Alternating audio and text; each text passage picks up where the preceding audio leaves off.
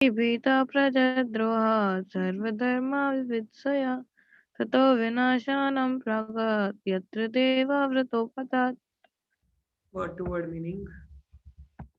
Suta Uvacha, Shri Suta Goswami said, Iti, thus, Bhitaha, being afraid of, Prajadrovataha, because of killing the subjects, Sarva, all, Dharma, acts of religion, Vivitshaya, for understanding, Tataha, thereafter, Vinashanam, the place where the fight was held, Pragat, he went, Yatra, where, Devavrataha, Bhishma Dev, Apatat, lay down for passing away. Translation and purport by Srila Prabhupada, Jaya Prabhupada. Sut Goswami said, being afraid for having killed so many subjects on the battlefield of Kurukshetra, Maharaj Yudhishthir went to the scene of the massacre. There, Bhishma Dev was lying on a bed of arrows about to pass away. तो अभी पिछला chapter जब खत्म होता है हम लोगों ने वहां देखा कि Krishna sorry so we saw how Yudhishthira Maharaj was lamenting means वो कहीं ना कहीं दुख में थे शोक में थे कि एक मेरे को एक राजा की गद्दी में बिठाने के लिए इतना बड़ा मैसेकर हुआ पूरे इतना बड़ा युद्ध हुआ बैटलफील्ड हुआ जिसमें all people are died even the Brahman wife and the children they are also like gone so he was feeling so much moroseness कि no ये सही नहीं हुआ तो इतना उनको बुरा लग रहा होता है तो अभी क्या होता है and moreover Krishna and Vyas they are all trying to convince him कि नहीं ये सही था to establish the religion being a Kshatriya it's a duty to act in such a way but Krishna as we studied from inside he was not convinced let him convinced so ताकि वो भीष्म देव के पास जाए और उनसे शिक्षाएं ले तो अब यहाँ पे क्या होता है फाइनली युधिष्ठिर महाराज जहाँ पे वो जो सीन होता है मैसेकर का जहाँ पे इतना बड़ा युद्ध हुआ होता है वहां जाते हैं और वहां क्या देखते हैं भीष्म देव तीरों की शैया पर लेटे हुए हैं now he is about to pass away ठीक है सो तात्पर्य में लिखा है In the ninth chapter, as it is willed by Lord Shri Krishna, Bhishma Dev will impart instructions to King Yudhishthira on the subject of occupational duties.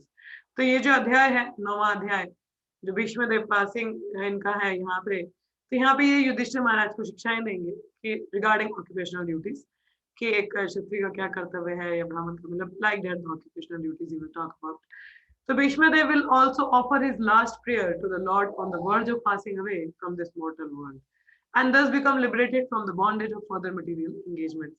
तो भीष्म देव हमारे 12 महाजनों में से एक हैं और भगवान के शुद्ध भक्त हैं ठीक है तो आप बोलोगे माधुरी ये तो कौरवों के साइड थे he was in शिवलरी relation with Krishna बेशक वो कौरवों के साइड थे वो एक उदाहरण सेट करने के लिए थे कि कोई भक्ति क्यों ना हो अगर वो गलत साइड में है तो he has to suffer the reaction ठीक है मगर obviously he was the pure devotee of Krishna and if last mein he offered the prayers also before passing away so Bhishma Dev was endowed with the power of leaving his material body at will क्योंकि उनके जो पिताजी थे शांतनु जब भीष्म देव ने प्रतिज्ञा ली थी कि वो आजीवन ब्रह्मचारी रहेंगे और जो भी राजगद्दी पे होगा तो उसकी संरक्षण का वो कार्यभार उसको देखेंगे तो ऐसी प्रतिज्ञा जब देखी उन्होंने अपनी जो उनके पिताजी हैं क्योंकि विवाह करना चाहते थे सत्यवती से तो वो करवाने के लिए तो शांतनु ने उनसे प्रसन्न होकर उनको एक वरदान दिया कि आप इच्छा मृत्यु होगी आपकी मतलब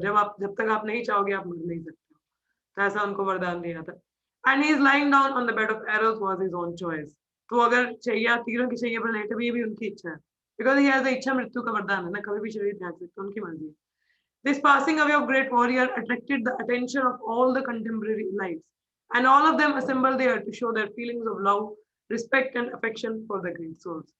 तो ये जो एक ये अद्भुत नजारा था एक अद्भुत दृश्य था जहाँ पे भीष्म देव तीरों की छुइया पर लेटे हैं सभी लोगों को आकर्षित किया सभी लोग वहाँ ग्रेट ग्रेट महान आत्माएं वहाँ I show the love and respect and like that the passing away let's we'll study in the rest will as we more go into the chapter we'll find we'll move ahead तदा ते भ्रतरा सर्वे सदा स्वे शरणाभूषिते अन्वगच्छान् रथैर्विप्र व्यासधूमाय दायस्तथा पूजा माता जी श्लोका पढ़ी आपने नहीं पढ़ा था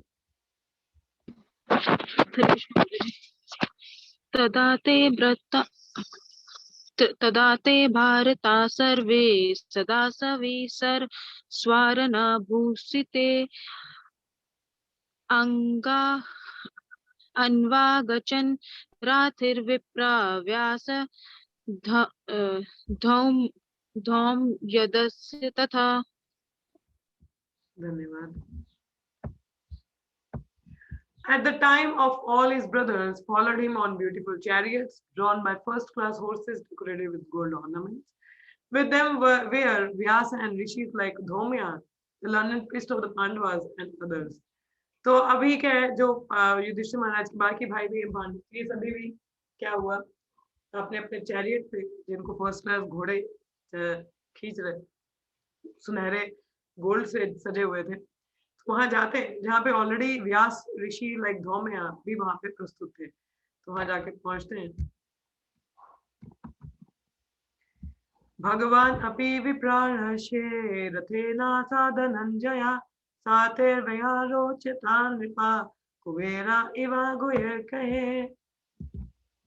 O sage amongst the Brahmanas, Lord Shri Krishna, the personality of Godhead, also followed, seated on a chariot with Arjuna. Thus King Yudhishthira appeared very aristocratic, like Kuvera, surrounded by his companion, the Guhekas. तो युधिष्ठिर महाराज इस तरह से प्रतीत हो रहे थे कि जैसे एक कुबेर हो जिसके आसपास उसके बाकी लोग भी होते हैं क्योंकि भगवान कृष्ण भी अर्जुन के साथ जा रहे हैं उनके 5 भाई भी जा रहे हैं तो जो घोड़े हैं वो सुनहरे गोल्डन ऑर्नामेंट से सजे हुए हैं it seems like the kuber is coming so Lord Krishna wanted the Pandavas to be present before Bhishma Dev in the most aristocratic order so that he might be pleased to see them happy at the time of his death क्योंकि भीष्म देव शुरुआत से ही चाहते थे कि पांडवों के हाथ में ही राज्य होना चाहिए तो अब वो अगर उनको इस रॉयल देख पाए कि नहीं ये they are really into now in the royal stage तो वो काफी खुश होंगे तो भगवान कृष्ण ये जानते थे इसको चाहते थे कि पांडव इस तरह उनके सामने प्रस्तुत हो। Kubera is the richest of all the demigod and here in king Yudhishthira appeared like him. Kubera जो है बहुत अमीर हमारे देवता माना जाता है और युधिष्ठिर महाराज यहाँ पे उन्हीं के प्रतीत हो रहे हैं अमीर। For the procession along with Shri Krishna was quite appropriate to the royalty of King Yudhishthira. भाव ऊपर से भगवान कृष्ण के साथ और उनकी रॉयल्टी बढ़ रही है। दृष्ट निपातितं भूमौ दिवश्च्युतम् इवामरं प्रणेमु पांडवा भीष्मं सनुगासाः चक्रिणा। Seeing him, Bhishma lying on the ground like a demigod fallen from the sky. Bhishma देव किस तरह से ग्राउंड में पड़े थे इस तरह से लग रहा है जैसे कोई एक देवता आसमान से गिरा हुआ हो। The Pandava king Yudhishthira along with his younger brother and Krishna bowed down before him. तो पांडव और युधिष्ठिर महाराज भगवान कृष्ण भी स्वयं उनको प्रणाम करते हैं। Lord Krishna was also a younger cousin of Maharaj Yudhishthira as well as the intimate friend of Arjuna. But all the family members of Pandavas knew Lord Krishna as the supreme personality of Godhead. The Lord, although conscious of his supreme position, always behaved in a humanly custom. And so he also bowed down before the dying Bhishma Dev as if he were one of the younger brothers of King Yudhishthira. कि क्या है अब देखिए भगवान कृष्ण युधिष्ठिर महाराज के cousin हैं छोटे भाई हैं और अर्जुन के प्रिय मित्र भी हैं। मगर पांडवस तो जानते हैं कि भगवान कृष्ण कुंती महाराज ने प्रेयर्स ऑफर की क्या भगवान स्वयं है। पांडव भी जानते थे कि भगवान स्वयं है। भगवान दो Krishna no he is the supreme person but still he was behaves like a normal human custom जो होता है उस तरह से behave कर रहे हैं and so he also bowed down to Bhishma Dev as Yudhishthira Maharaj bowed down. तत् भर्माशया सर्वे देवश्च सातमा राजर्षयश्च तत्रशान् दृष्टुं Bharat पुंगवान्. Just to see the chief of the descendants of King Bharata, Bhishma, all the great souls in the universe, namely the rishis among the demigods, brahmanas and the kings, all situated in the quality of goodness, were assembled there. So क्या हुआ? Just to see the chief of the descendants of King Bharata, Bhishma, just इनको देखने के लिए जितने भी बड़ी आत्माएं थी यूनिवर्स की, ऋषिगण, देवतागण, ब्राह्मण, राजा, सभी लोग जो है वहां पे assemble हो गए. The rishis are those who have attained perfection by spiritual achievements. ऋषि कौन होते हैं? जिन्होंने perfection attain कर रखा है.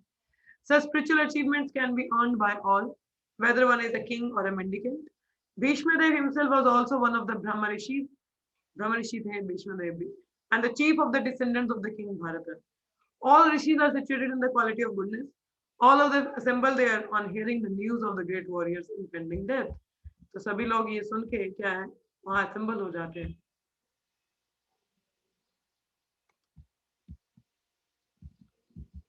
पार्वतो नारदो धौम्यो भगवान भद्रयायना बृहदाशवो Bharadwaj शशिष्यो रेणुकासुतः Vashishtha इन्द्रप्रमाद तीर्थो गृत्समधोषिता काक्षिवन् गौतमोत्तिष्ठ कौशिकोऽथा Sudarshana.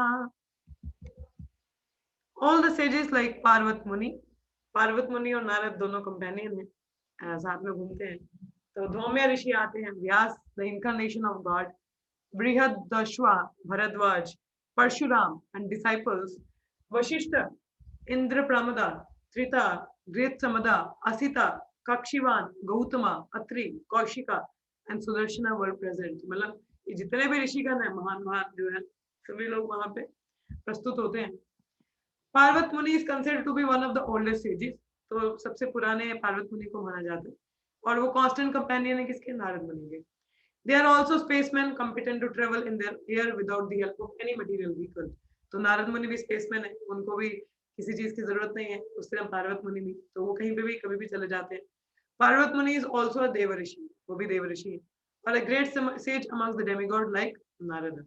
He was present along with Narada at the sacrificial ceremony of Maharaj Janmejaya, son of Maharaj Parikshit. तो वो वहाँ पे भी जब परीक्षित महाराज का sacrificial ceremony तो पार्वत मुनि भी थे वहाँ पे नारद मुनि के साथ.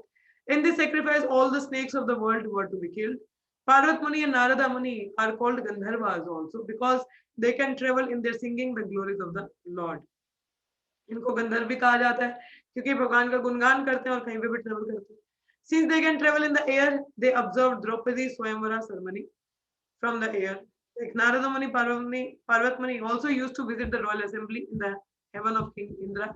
तो मतलब एक तरह से लगा लो कि हर जगह जाते हैं. जैसे स्वयंवर हुआ द्रौपदी मैया को भी देखा इन्होंने, इंद्र के वहां पे चले जाते हैं. So as a Gandharva, sometime he visited the royal assembly of Kubera, one of the important demigod.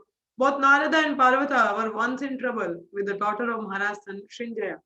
Maharaj Srinjaya got the benediction of a son by Parvat Muni. तो ये कथा तो अभी मुझे नहीं याद है इतनी, तो कभी याद आए तो सुनाऊंगी कि क्या स्टोरी थी. तो we'll move ahead. So Narad Muni is inevitably associated with the narrations of the Puranas. He is described in the Bhagavatam. In his previous life, he was the son of a servant, but by good association with pure devotee, he became enlightened in devotional service. And in the next life, he became a perfect man comparable with himself only. तो ये नारद मुनि के बारे में हम लोगों ने पढ़ा था भागवतम में, पहले पढ़ चुके हैं इनके बारे में कि वो किस तरह से दासी मेड सर्वेंट के पुत्र थे, कि किस तरह चतुर्मास में जो ऋषिगण संत थे उनकी उन्होंने सेवा की, उनका उत्तिष्ठ लिया, तो किस तरह वो भक्ति में आए, ये हम लोगों ने देखा था. तो in the Mahabharata his name is mentioned in many places. तो इनका महाभारत में बहुत जगह भी नाम है.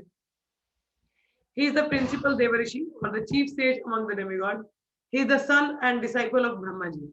ठीक है, पुत्र भी हैं और शिष्य भी हैं इनके ब्रह्मा जी के.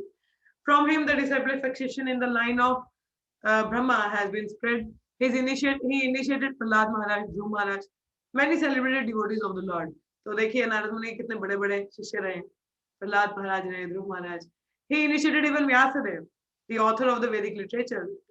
From Vyasadeva, Madhvacharya was initiated, and thus the Madhva Sampradaya, in which the Gaudiya Sampradaya is also included, has spread all over the universe. Means Narad मुनि हमारे एक मेन सेज हैं जहाँ से बड़ा कुछ प्रसारित होता है. Sri Chaitanya Mahaprabhu belonged to this Madhva Sampradaya. Therefore, Brahmaji, Narada, Vyas, down to Madhva, Chaitanya and the Goswamis all belong to the same line of disciplic succession. Narada ji has instructed many kings from time immemorial.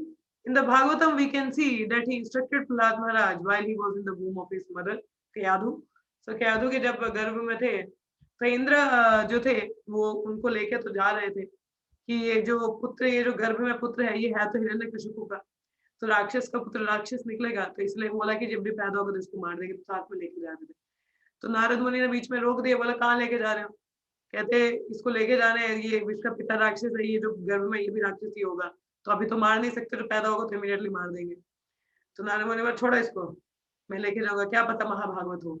तो नारद मुनि लेके जाते हैं, तो उनको गर्भ में ही instructions देते हैं। And he instructed Vasudeva father of Krishna as well as Maharaj Yudhishthira also, उनको भी शिक्षाएं देते हैं। फिर आगे धौम्य ऋषि कौन है? अग्रे धौम्य क्या है? Dhaumya a great sage who practiced severe penances at Utkochaka Tirtha and was appointed royal priest of the Pandavas king. He acted as a priest in many religious functions of the Pandavas. Pandavas के ही कई उन्होंने कार्य संस्कार किए हैं. And also each of the Pandavas was attended by him at the betrothal of Draupadi. He was present even during the exile of the Pandavas and used to advise them in circumstances when they were perplexed. He instructed them how to live incognito for 1 year, and the instructions were strictly followed by the Pandavas during that time. कि एक incognito में कैसे मतलब रहा जा सकता है जंगल में, उनको इंस्ट्रक्ट करते हैं, उनको गाइड करते हैं. His name is mentioned also when the general funeral ceremony was performed after the battle of Kurukshetra. In the Anushva Parva of Mahabharata, he gave a very elaborate religious instructions to Maharaj Yudhishthira. He was actually the right type of priest for guiding a householder, for he could guide the Pandavas on the right path of religion. A priest is meant for guiding the householder progressively in the right path of ashram dharma or occupational duty of a particular caste. कि जो priest होता है वो generally क्या है, house holder को किस तरह से जीना चाहिए, कैसे रहना चाहिए, उसके बारे में उनको गाइड करता है. There is practically no difference between the family priest and spiritual master. एक family priest और एक गुरु में कोई अंतर नहीं होता. The sages, saints and brahmanas were specially meant for such functions, कि उनको गाइड करने के लिए. फिर आगे भद्रायना मतलब व्यासदेव के बारे में बताया. He is known as Krishna और कृष्ण द्वैपायन. द्वैपायन सत्यवती सुता, सत्यवती के पुत्र हैं. पराशराय पराशर मुनि के पुत्र हैं, तो इसलिए उनको पराशराय भी कहा जाता है. प्रश्रात मजा भद्रायन वेद व्यास एक्सेट्रा, इनके कई नाम हैं. He was the son of Mahamuni Parashara in the womb of Satyavati prior to her marriage with Maharaj Shantanu, the father of the great general grandfather Bhishma Dev. He is a powerful incarnation of Narayana. तो व्यासदेव एक तरह से क्या हुए फिर भीष्म देव के भाई लगे, है ना, क्योंकि ये क्या है, ये भी सत्यवती के पुत्र हैं और सत्यवती भीष्म देव की सौतेली माँ थी, है ना, क्योंकि स्टेप मदर थी ना, क्योंकि सत्य शांतनु के ही पत्नी थी, इसलिए भीष्म देव और व्यासदेव के हैं भाई भाई, cousin brothers maybe. So he is a powerful incarnation of Narayana. तो जो व्यासदेव जी powerful incarnation है व्यासदेव नारायण के, and he broadcasts the Vedic wisdom to the world. As such, Vyasdev is offered respect before one chants the Vedic literature, especially the Purana. तो इनको जब भी हम कोई लिटरेचर पढ़ते हैं तो व्यासदेव जी को पहले प्रणाम करते हैं. Sukdev Goswami was his son, and rishi like Vaishpayan were his disciple for different branches of the Vedas. He is the author of great epic Mahabharata and great transcendental literature Bhagavatam. The Brahman Sutra, the Vedanta Sutra or Bhadrayan Sutra were compiled by him. Among sages, he is the most respected author by dint of severe penances. When he wanted to record the great epic Mahabharata for the welfare of all people in the age of Kali, इन्होंने ही महाभारत को एक पांचवें वेद के रूप में प्रस्तुत किया था. पहले एक ही वेद थे, फिर उनको चार में विभाजित हुआ, तो पांचवा वेद हमारा महाभारत बना. He was feeling the necessity of a powerful writer who could take up his dictation. By the order of Brahmaji, Sri Ganeshji took up the charge of noting down the dictation on the condition that Vyasadeva would not stop dictation for a moment. The Mahabharata was compiled by the joint endeavor of Vyas and Ganesha. तो महाभारत चाहते थे कि वो return form में आए, तो चाहते थे कोई लिखे, तो गणेश जी ने लिखा, और गणेश जी ने शर्त रखी थी कि वो रुकेंगे नहीं बोलते हुए, तो मेरी कलम भी चलती रहेगी. इस तरह का था, तो कंपाइल हुआ. So by the order of his mother, Satyavati, who was later married to Shantanu, and by the request of Bhishma Dev, the eldest son of Maharaj Shantanu, by his first wife, the Ganges, he begot three brilliant sons, whose name as Dhritarashtra, Pandu and Vidra. तो आगे ये जो तीन पुत्र हुए ये व्यासदेव जी के ही हैं, क्योंकि जो आगे इनके 1 second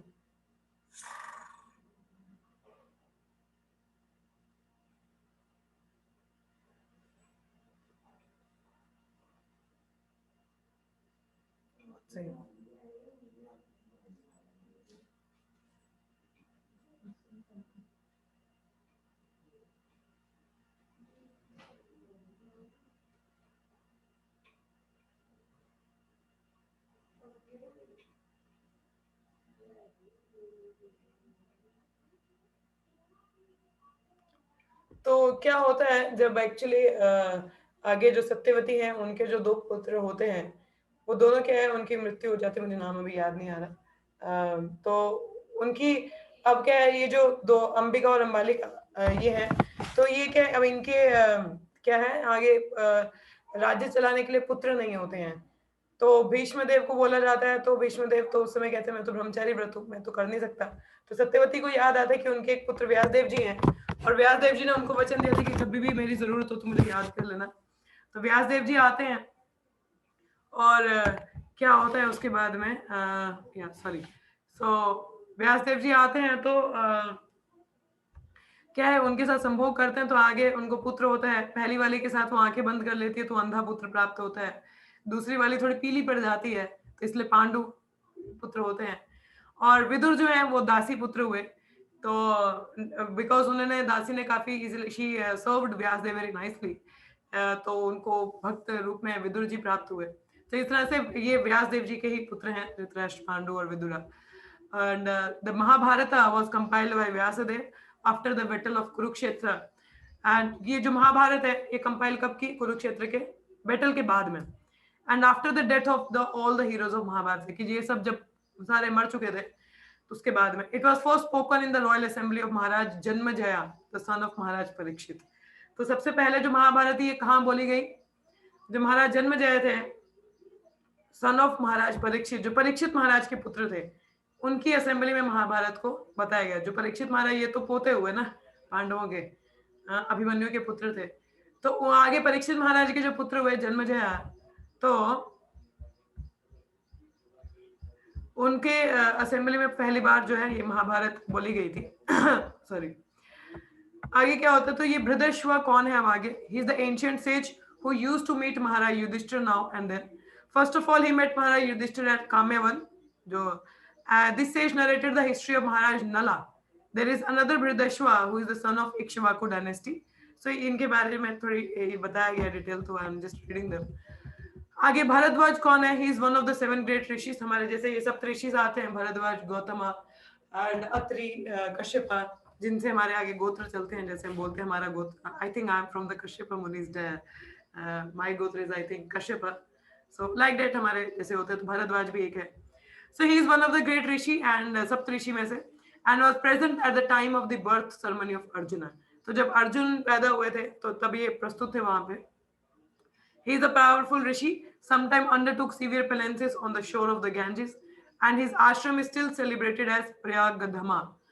It is learned that this rishi, while taking bath in the Ganges, happened to meet Gritachi, one of the beautiful society girls of heaven, and thus he discharged semen, which was kept and preserved in an earthen pot, and from which Drona was born. तो भरद्वाज ये जो एक अप्सरा थी घृता जी, उनको उन्होंने जब देखा तो ही डिस्चार्ज ही सीमन। तो जो सीमन को क्या है प्रिजर्व करके एक अर्दन पॉट में रखा गया था, जहां से द्रोण पैदा हुए थे। And Dronacharya is the son of Bharadwaj मुनि। तो इस तरह द्रोणाचार्य किसके पुत्र हैं? भरद्वाज के। Others say the Bharadwaj was the father of Drona, is a different person from Maharishi Bharadwaj. ये भी बोला जाता है, ये अलग भी हैं, तो don't know what is true. So he was a great devotee of Brahma. Once he approached Dronacharya and requested him to stop the battle of Kurukshetra.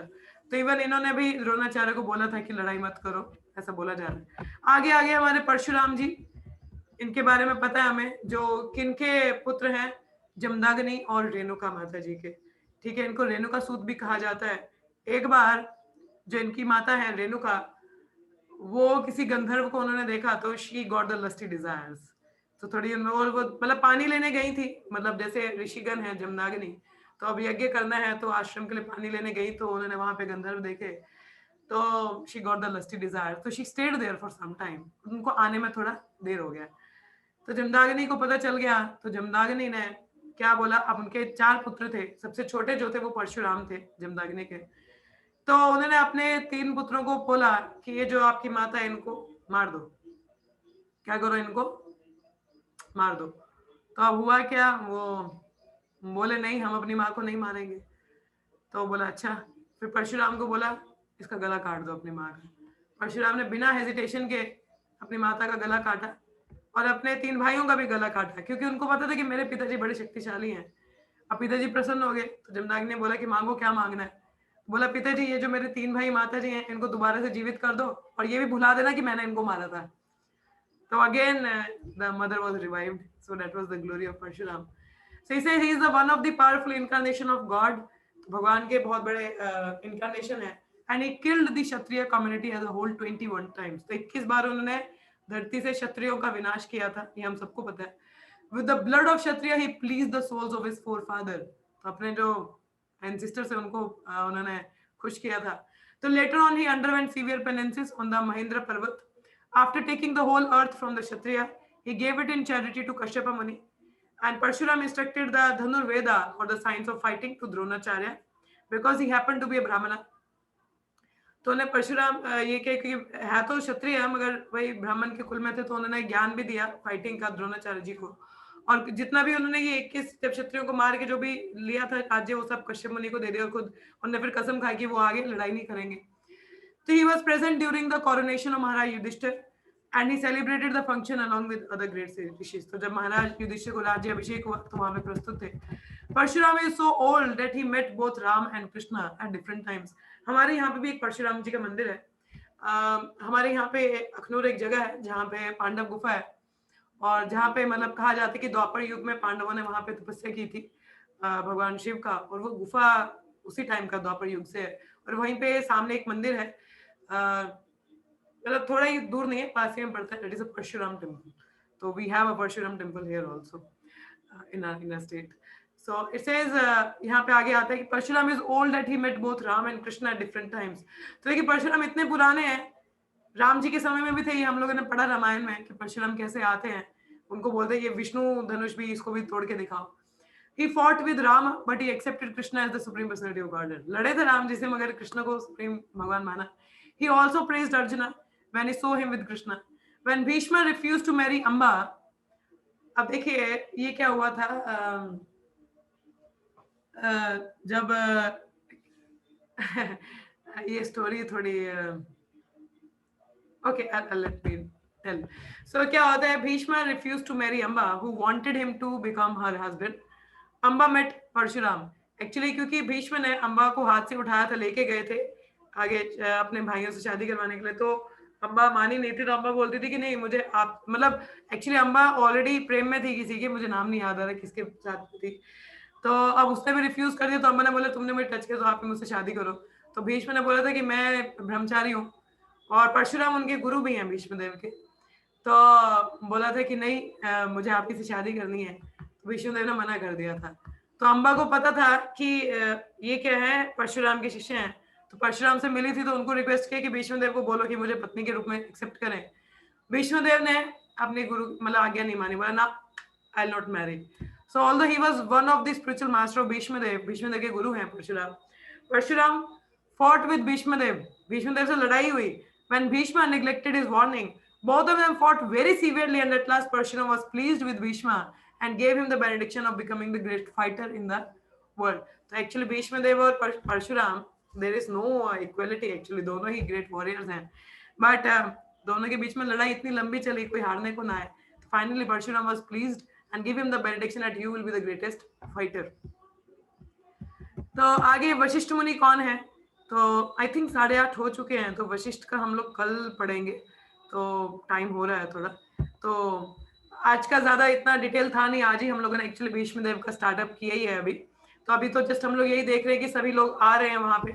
तो भीष्मदेव से मिलने पहले पांडव लोग आए, तो जितने भी ऋषिगण है, भगवान कृष्ण स्वयं वहां पे आए. तो किस तरह से वो आगे प्रार्थना करते हुए शरीर त्यागेंगे वो पढ़ेंगे. अभी जो जो असेंबल है वहां पे, तो उनके बारे में बताया जा रहा है कि इतने बड़े बड़े ऋषिगण भी वहां पे प्रस्तुत हैं. Because Bhishmadev was not an ordinary person, और उनका पासिंग अवे भी इतना ऑर्डिनरी नहीं था. बिकॉज इच्छा मृत्यु का वरदान तो था, मगर उस समय तीरों की शैया पे रहना भी उनकी इच्छा थी. और किस प्रकार वो आगे भगवान को प्रेयर्स ऑफर करेंगे, everybody wanted to see that thing. So all the great sages, either Narada Muni, Parvata मुनि, व्यासदेव, भगवान Krishna, Yudhishthir, all have been assembled there. And what were the teachings everybody wanted to hear, because he is the one of the Mahajan also. So वो अभी तो scene setup ही हो रहा है, तो इसके आगे और ज्यादा डिटेल आएगी, तो अभी के लिए यहीं पे थोड़ा स्टॉप करते हैं. I know there is nothing much points today, but any of you have any questions, even general question also, so I will take up. तो अगर कोई जनरल क्वेश्चन भी है या कुछ आप शेयर करना चाहें, आपने कुछ सुना हो इनसे रिलेटेड, तो यू कैन शेयर, और any realisations please go ahead. So yes, Hare Krishna. तो किसी कुछ कहना हो तो please anything, because it's good to share among, because it's not kind of a paras, because in among devotee it's a paraspara. Paraspara means adan pradan, so it's not kind of a class, so you can also share up something. So yes, हरे कृष्णा. तो किसी को कुछ कहना है तो आप लोग बोल सकते हैं, और नहीं है तो then we can stop also. Yes, Hare Krishna. Anyone has to speak something?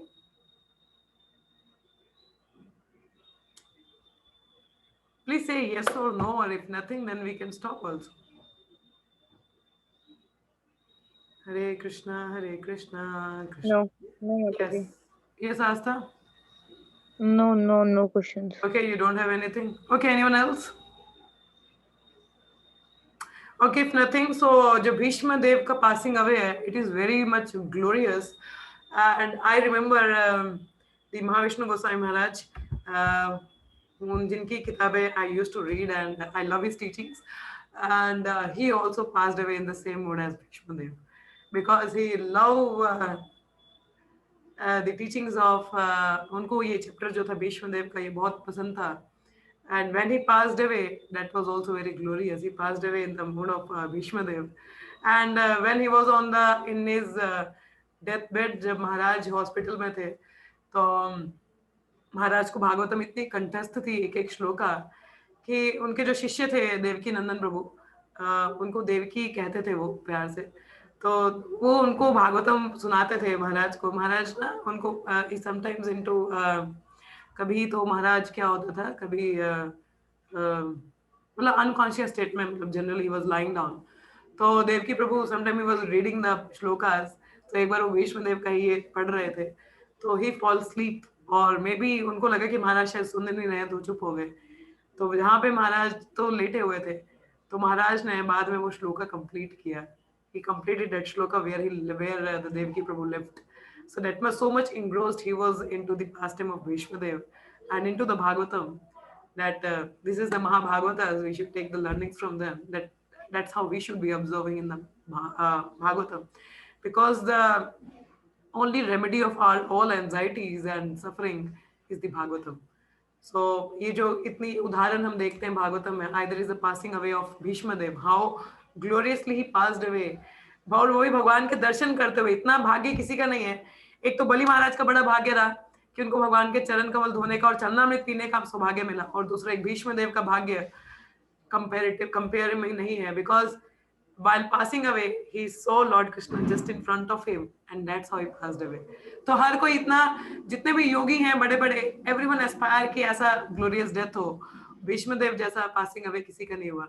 So that was very glorious that he had the darshans of Krishna at the time of death, and that is the great teachings, and we should also aspire.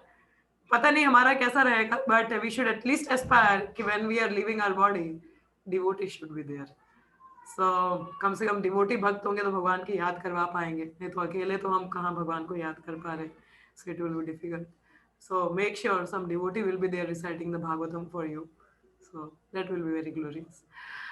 So that is there. Bhishma Dev is one of like very glorious. This chapter is very important. So please come regularly. Don't miss it out anything. And it's a great opportunity to read about the great Mahajans. जब उनके बारे में पढ़ते हैं तो हमारा भी क्या है, उद्धार होता है, शुद्धि आती है, और हम में भी वैसी चेतना आती है कि हम भी वैसा उनके पद कमलों पे चल सके. जैसे बोलते हैं महाजना ये पथस Ganta, so we have to follow the footsteps of Mahajanas. So we have to follow. So until we know about them, how we can follow them, how they are living their body, and how they eat, how they act, how they do, so that we have to study about them. So that will be there. So that's what I wanted to say. So at the end, anything? No? So then we can stop up. Okay, so we'll be stopping up, and moreover today is 3rd, और 4 दिनों में एकादशी आने वाली है on 7th. So I recommend कि please prepare your consciousness from today itself, because I was planning कि on Ekadashi we will be spending more time together, chanting and reading, and she will be chanting more rounds. So be prepared for that. Okay, the rest of the plan we'll share later on. So for the time being, let's chant 3 times Hare Krishna. Hare Krishna, Hare Krishna, Krishna Krishna, Hare Hare, Hare Rama. I am not about to speak alone. It's a Sankirtan Yagya. Sankirtan means sum total, so everyone should participate. So please chant together. Hare Krishna, Hare Krishna, Krishna Krishna, Hare Hare, Hare Rama, Rama, Rama Rama, Hare Hare, Hare Krishna, Krishna Krishna, Hare Hare, Hare Rama, Rama, Rama Rama, Hare Hare. Tantra Srimad Bhagavatam ki jai, Shri Prabhupada ki jai, all the somebody devotees ki jai. Ramayana 4 बजे possible नहीं है because I'll be reading Bhagavatam from 3 to 5:30. So we'll do after the Bhagavad Gita class. Okay. So I think that will be fine because I want to read my Bhagavatam. So we'll be busy with that time. So see you all for the Bhagavad Gita class in the evening at 8 p.m. So thank you so much. Have a nice Krishna conscious day ahead. Hare Krishna. Hare Krishna, everyone. Hare Krishna. Hare Krishna.